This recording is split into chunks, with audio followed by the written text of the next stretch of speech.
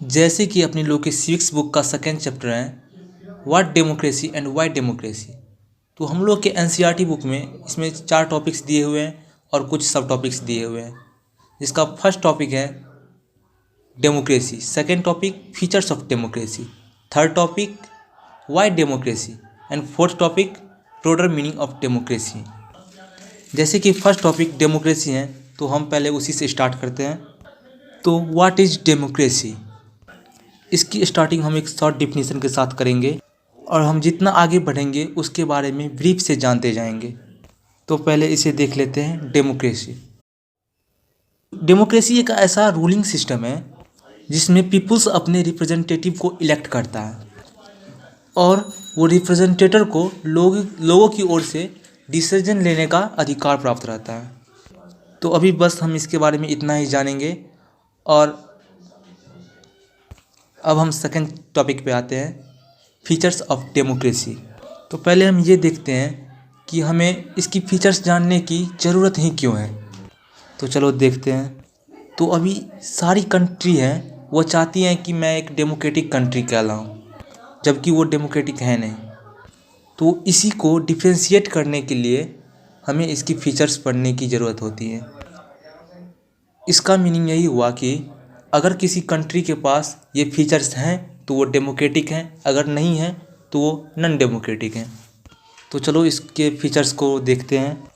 तो इसका first features है डेमोक्रेसी में लास्ट डिसीजन लेने का पावर पीपुल्स द्वारा सिलेक्टेड रिप्रेजेंटेटर के पास होना चाहिए। मतलब कि सिलेक्टेड रिप्रेजेंटेटर ही वो डिसीजन ले सकती हैं। लेकिन यार ये तो एक याद करने लायक चीज़ हो गई, लेकिन इसको हम याद नहीं करेंगे, इसको हम एक एग्जांपल से जानेंगे और उसको थोड़ा सा इजी कर देंगे। जैसे कि पाकिस्तान में एक जनरल था, जनरल परवेज़ मुशर्रफ। उसने सोल्जर की हेल्प से डेमोक्रेटिक तरह से इलेक्टेड रिप्रेजेंटेटर को हटा दिया और खुद सारी पावर्स को अपने हाथों में ले लिया। उसके बाद वो चुनाव करवाया, उसमें जो रिप्रेजेंटेटर सिलेक्ट हुए उसको कुछ पावर्स दिए, लेकिन सारी पावर्स जनरल परवेज़ मुशर्रफ के पास थी। मतलब कि वो डिसीजन ले सकते थे लास्ट वाला, सिलेक्टेड रिप्रेजेंटेटर नहीं। तो हम इस एग्जाम्पल को माइंड में रख के फर्स्ट फीचर्स को याद कर सकते हैं। चलो अब हम डेमोक्रेसी के सेकंड फीचर्स पे आते हैं। तो इसकी सेकंड फीचर्स ये है कि डेमोक्रेसी में इलेक्शन फ्री एंड फेयर के बेसिस पे होनी चाहिए, ताकि जो अभी पावर में बैठे हैं उसके पास जीत और हार का समान अवसर हो। तो इसको भी हम याद नहीं करेंगे, इसे हम समझेंगे एक एग्जाम्पल से। जैसे कि एक चीन का एग्जाम्पल है, वहाँ पर प्रत्येक 5 साल के बाद चुनाव होते थे, मतलब कि इलेक्शन होता था। लेकिन वहाँ पर एक रूल था कि जो उम्मीदवार इलेक्शन में खड़ा हुआ है उसे चीनी कम्युनिस्ट पार्टी से मंजूरी लेनी होती थी। सॉरी, अभी भी लेनी पड़ती हैं।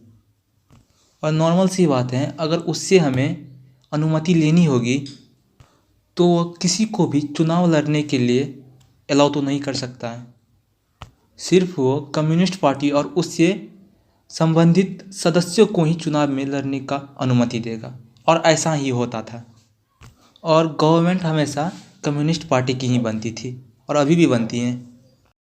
तो इसका मतलब ये हो गया कि चीन में इलेक्शन फ्री एंड फेयर के बेसिस पे नहीं होती हैं। मतलब चीन भी एक नॉन डेमोक्रेटिक कंट्री है। और ऐसा ही एक एग्जांपल मैक्सिको का भी है। शायद तुम यह जानते होगे कि मैक्सिको में प्रेसिडेंट का इलेक्शन हर एक 6 वर्ष के बाद होता है। और 2000 तक की बात है कि एक पीआरआई नाम की पार्टी थी, हर एक इलेक्शन में जीत उसी को मिलती थी। लेकिन चाहे कोई भी सरकार कितनी भी लोकप्रिय हो, ऐसा तो नहीं है कि हमेशा जीत उसी को ही मिलेगी। तो पीआरआई नाम की जो पार्टी थी ना, वो इलेक्शन में बड़े बड़े स्तर पर गड़बड़ियाँ करता था और इनलीगल रूप से जीतता था। वहाँ पर एक रूल था कि गवर्नमेंट ऑफिस में जितने भी लोग काम करते थे वे उस पार्टी की बैठक में जाएं, मतलब कि मीटिंग में जाएं। और टीचर्स वगैरह को कहा जाता था कि वे अपने स्टूडेंट्स के पेरेंट्स को PRI पार्टी के लिए वोट दे, मतलब कि स्टूडेंट के पेरेंट्स को फोर्सली कहा जाता था कि उसके लिए आप वोट दे। बहुत बार तो जहाँ पर इलेक्शन होती हैं उस प्लेस को ही लास्ट टाइम में बदल दिया जाता था, जिससे बहुत से लोग वोट नहीं दे पाते थे। मतलब कि यहाँ पर सिर्फ कहने के लिए ऑप्शन था, रियल में यहाँ पर भी कोई ऑप्शंस नहीं था। सो यहाँ पर भी इलेक्शन फ्री एंड फेयर के बेसिस पे नहीं हुआ। सो हम चीन और मैक्सिको के इस एग्जाम्पल को माइंड में रख के डेमोक्रेसी के सेकंड फीचर्स को याद रख सकते हैं। चलो अब इसी के साथ हम डेमोक्रेसी के थर्ड फीचर्स पे आ जाते हैं। तो इसका थर्ड फीचर्स हैं, डेमोक्रेसी में सभी पीपल्स के पास एक वोट होना चाहिए और हर एक वोट का सेम वैल्यू होना चाहिए। तो चलो हम इसे भी एग्जांपल के थ्रू जानते हैं। जैसे कि एक एग्जांपल सऊदी अरब का है। वहाँ पर वुमेन्स को वोट का राइट नहीं दिया गया था और अपना थर्ड फीचर्स ये कहता है कि सभी को वोट का राइट होना चाहिए, मतलब कि ये भी एक डेमोक्रेटिक कंट्री नहीं हुआ। चलो अब एक और एग्जांपल देखते हैं फिजी का। फिजी में वहाँ के मेन नागरिक के वोट का वैल्यू भारत से फिजी गए नागरिक के वोट के वैल्यू से ज़्यादा था। और अपना थर्ड फीचर्स ये है कि सभी के वोट का वैल्यू सेम होना चाहिए, मतलब कि फिजी भी एक नॉन डेमोक्रेटिक कंट्री है। तो ऐसे हम फिजी और सऊदी अरब से याद रख सकते हैं कि अपनी थर्ड फीचर्स क्या हैं डेमोक्रेसी की। मे बी आपके मन में ये क्वेश्चंस आया हो कि ये फीचर्स हम क्यों पढ़ रहे हैं। तो ये फीचर्स हम इसीलिए पढ़ रहे हैं कि ये हमें डेमोक्रेटिक और नॉन डेमोक्रेटिक कंट्री के बीच डिफ्रेंशिएट करने में हेल्प करता है। सो चलो अब इसी के साथ हम अपने फोर्थ फीचर्स पे आते हैं डेमोक्रेसी के। तो डेमोक्रेसी का फोर्थ फीचर्स हैं, कोई भी डेमोक्रेटिक गवर्नमेंट कॉन्स्टिट्यूशन के कानून और नागरिक के अधिकार के भीतर ही रहकर काम करती हैं। वह कॉन्स्टिट्यूशन के कानून और नागरिक के अधिकारों से ऊपर नहीं जा सकती। तो चलो इसे भी माइंड में रखने के लिए एक एग्ज़ाम्पल का यूज़ करते हैं। तो ऐसा एक एग्ज़ाम्पल जिम्बाब्वे का है। वहाँ का फर्स्ट प्रेसिडेंट था रॉबर्ट मुगाबे। वह फ्रीडम के बाद से ही वहाँ पर रूल कर रहा है। उसके पार्टी का नाम था जानू PF। वह भी चुनाव को गलत टाइप से जीतता है, बोल सकते हैं इनलीगली। उसने संविधान में भी बहुत बार बदलाव किया। उसने ऐसा कानून लागू कर दिया कि कोई भी विरोधी आंदोलन और प्रदर्शन नहीं कर सकता है, वह इनलीगल है। अभी कानून लगाया कि कोई भी प्रेसिडेंट की आलोचना नहीं कर सकता है, मतलब उसे भला बुरा नहीं कह सकता है, मतलब कि उसने जो कह दिया वही सही है। और टीवी और रेडियो वगैरह सब पर भी उसका नियंत्रण था, यानी कि जो वह दिखाना चाहेगा वही देखेगा जनता लोग। जज पर भी उसका दबाव था। सो यहाँ पर हम बोल सकते हैं कि सरकार संविधान के कानून से ऊपर चला गया था, नागरिक के अधिकार से ऊपर चला गया था। लेकिन अपनी चौथी विशेषता कहती है कि कोई भी डेमोक्रेटिक गवर्नमेंट ऐसा नहीं कर सकती है। So Zimbabwe is not a democratic country. चलो इसी के साथ हमने अपनी चारों विशेषताएं पढ़ ली, मतलब इसकी सारी फीचर्स हो गया। चलो अब हम अपने थर्ड टॉपिक की ओर बढ़ते हैं। सो अपना थर्ड टॉपिक है वाई डेमोक्रेसी। अगर हम ऐसा बोलते हैं डेमोक्रेसी ही क्यों, और भी तो कोई रूलिंग सिस्टम है, वो क्यों नहीं। सपोज़ करो कि मैंने बोला डेमोक्रेसी ही क्यों, इसका मतलब मुझे लगा होगा कि इसमें कुछ डिमेरिट हैं।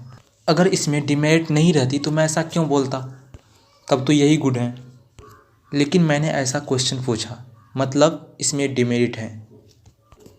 तो चलो डेमोक्रेसी को हम न मानने के लिए जो डिमेरिट देते हैं उसको पहले पढ़ते हैं। तो इसका फर्स्ट डिमेरिट ये है कि डेमोक्रेसी में फिक्स टाइम के बाद लीडर्स चेंज होते हैं और इससे बीच में स्टॉपेज आती है। मतलब कि जिस टाइम इलेक्शन होती हैं सभी का ध्यान बस इलेक्शन पर होता है और इतना टाइम अपना देश स्टॉप रहता है। उतना टाइम में अपने देश को कुछ आगे बढ़ाया जा सकता है। तो ये फर्स्ट डिमेरिट थी। अब चलो सेकंड डिमेरिट पे आते हैं। तो इसका सेकंड डिमेरिट है डेमोक्रेसी मतलब बस इतना ही हुआ कि यह बस पावर का खेल है और इसमें पॉलिटिशियन वाली लड़ाइयाँ होती रहती हैं। मतलब कि इसमें गुड थिंकिंग वाले की कोई प्लेस ही नहीं है। ये तो सब जानते ही होंगे। चलो इसीलिए इसमें कुछ ज़्यादा बोलना नहीं चाहूँगा। इसी के साथ हम थर्ड डिमेरिट पे आते हैं। तो डेमोक्रेसी में थर्ड डिमेरिट ये है कि डेमोक्रेसी सिस्टम में जितने भी डिसीजन होते हैं वो लेट से आती हैं।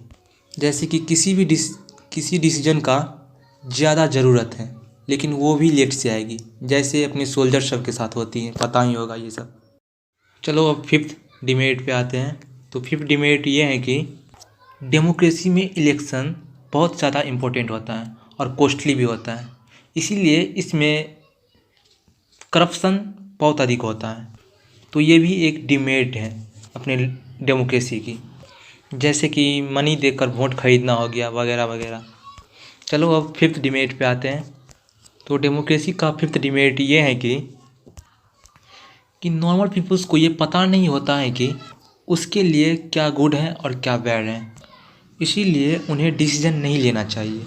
जैसे कि कोई अनएजुकेटेड पीपल है, उसे पता नहीं है कि कौन सी पार्टी उसके लिए अच्छा है और कौन सी बुरी है, लेकिन वो समझते हैं कि मुझे सिर्फ वोट करने से मतलब है, वो जाके किसी को भी वोट कर देते हैं। सो ये भी एक डिमेरिट हो गई डेमोक्रेसी की। चलो अविता के साथ हम इस डिमेरिट को छोड़ते हैं। ये 5 हमारी डेमोक्रेसी की डिमेरिट्स थी। तो फिर से चलो उस क्वेश्चन पे आते हैं, डेमोक्रेसी ही क्यों? मतलब कि हम अभी डेमोक्रेसी को फॉलो करते हैं, उस रूल को फॉलो करते हैं, लेकिन हमारे सामने डेमोक्रेसी की इतनी सारी डिमेरिट्स हैं, फिर हम इसे क्यों फॉलो करते हैं? तो हमें अब ये पढ़ने की ज़रूरत हुई कि इसके मेरिट्स क्या हैं। डिमेरिट्स तो हमने पढ़ लिए, अब ये पढ़ेंगे कि डेमोक्रेसी के मेरिट्स क्या हैं। तो चलो इसके फर्स्ट मेरिट को देखते हैं। तो इसका फर्स्ट मेरिट ये है कि डेमोक्रेसी अधिक रिस्पॉन्सिबिलिटी वाला रूलिंग सिस्टम है। चलो इसे हम एक एग्जांपल की मदद से जानते हैं। 1958 से 61 के टाइम में चीन में एक बहुत ही डेंजर फेनाइन आई हुई थी।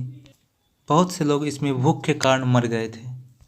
वैसे उस टाइम इंडिया की इकोनॉमिक स्थिति भी वैसे ही थी, लेकिन चीन जैसी हालत इंडिया में नहीं आई हुई थी, क्योंकि इसका बस एक ही रीज़न है।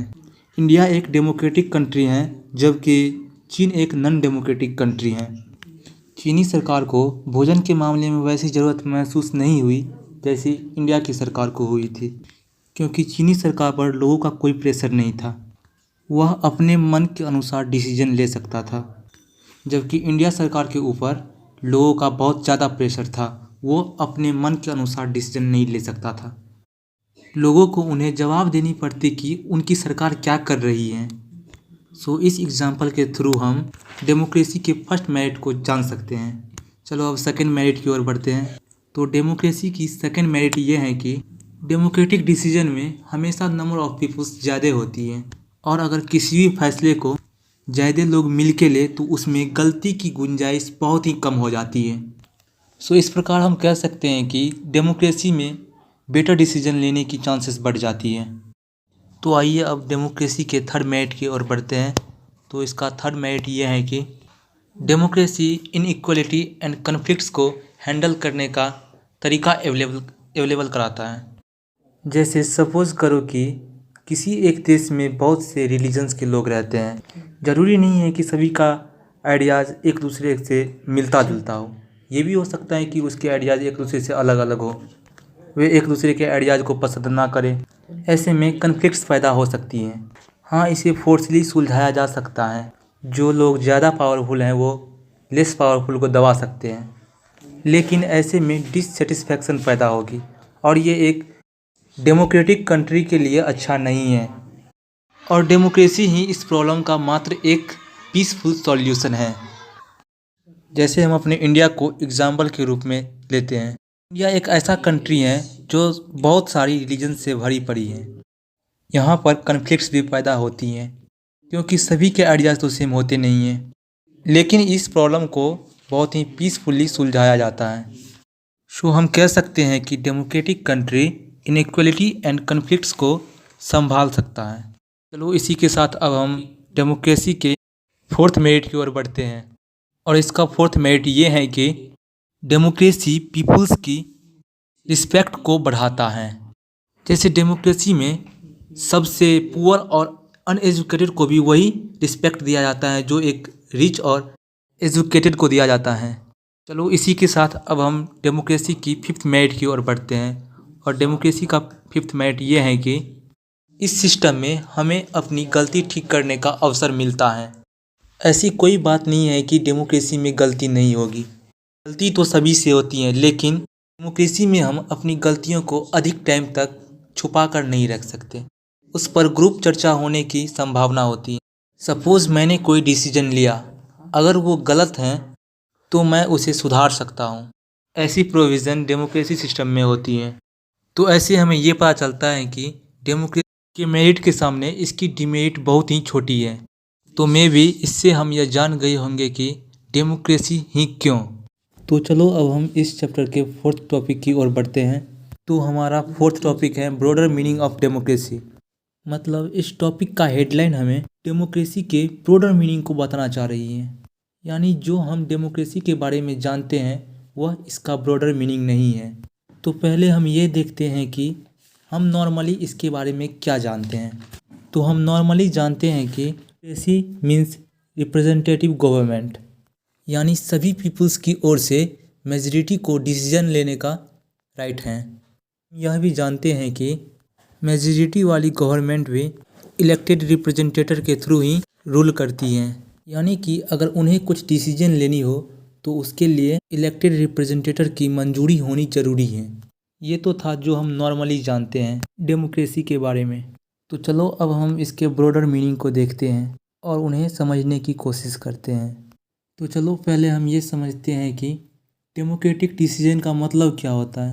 डेमोक्रेटिक डिसीजन मतलब सिर्फ ये नहीं हुआ कि जो हमारे रिप्रेजेंटेटिव गवर्नमेंट डिसीजन लेते हैं वह एक डेमोक्रेटिक डिसीजन हो गया। इसका रियल मीनिंग ये होता है कि किसी भी डिसीजन से जितने भी लोग इफेक्ट होंगे उन सभी पीपुल्स के साथ डिबेट करने के बाद और उनकी एक्सपेक्टेंस से फैसले लेना। और डेमोक्रेसी वर्ड का यूज हम किसी भी क्षेत्र में कर सकते हैं। यह ज़रूरी नहीं है कि वह एक पॉलिटिशियन वाली एरिया ही हो।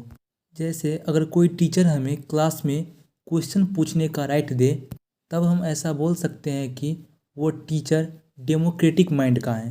और अगर हमारे फैमिली में भी डिसीजन मिलजुल कर लिया जाता हो तो हम बोल सकते हैं कि हमारा फैमिली एक डेमोक्रेटिक माइंड का है। तो यही था हमारा ब्रॉडर मीनिंग ऑफ डेमोक्रेसी, और इसी के साथ ये चैप्टर कंप्लीट होता है। Thank you.